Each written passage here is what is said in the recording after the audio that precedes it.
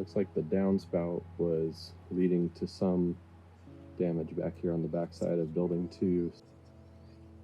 But we also have, looks like the window is also part of the source of further damage. Damage to the sheathing, and further damage, it looks like, at the rim joist, the floor line. Piers, we have maybe a previous repair here. This stuff is coming right apart. So actually it does look like we have some framing here that does not continue down to the base plate. So probably some framing repairs here too, but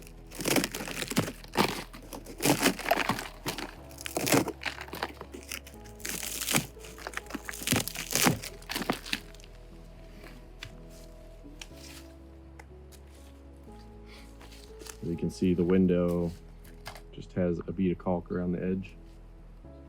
We do not have any head flashing. This downspout was leaking from that joint there, with a lot of staining on the outside of the lower downspout.